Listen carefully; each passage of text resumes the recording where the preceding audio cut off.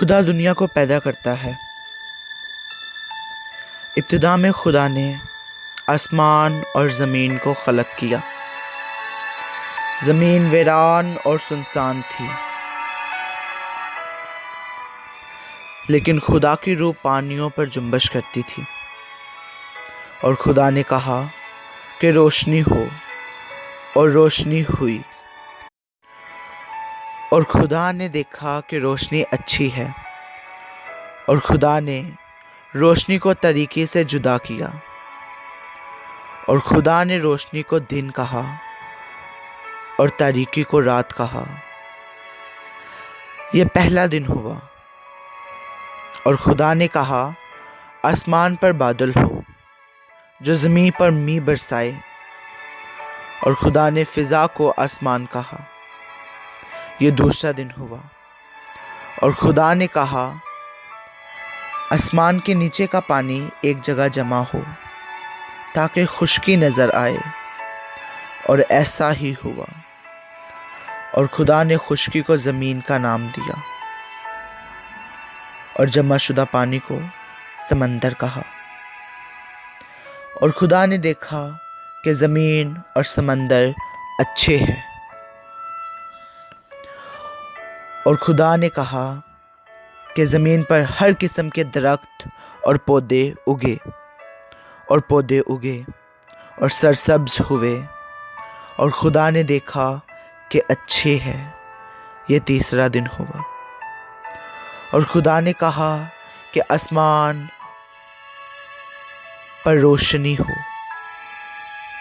کہ دن کے لیے سورج اور رات کے لیے چاند، اور ستارے جو زمانوں اور دنوں اور موسموں اور برسوں کے امتیاز کے نشان ہو۔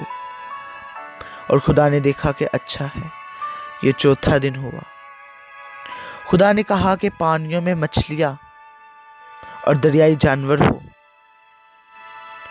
اور زمین پر پرندے اڑے، اور زمین پر ہر قسم کے چھوٹے اور بڑے جانور ہو۔ اور ایسا ہی ہوا۔ اور خدا نے دیکھا کہ اچھا ہے۔ یہ پانچواں دن ہوا۔ اور خدا نے کہا کہ انسان کو اپنی صورت پر اپنی مانند بنائے، اور وہ سمندر کی مچھلیوں اور آسمان کے پرندوں اور چھپایوں اور کھل رہے زمین اور سب کیڑے مکوڑوں پر جو زمین پر رینگتے ہیں حکومت کرے۔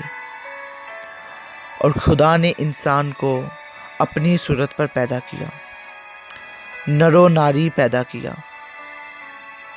اور خدا نے انہیں برکت دی اور کہا کہ پھلو اور بڑھو اور زمین کو ممور و محکوم کرو۔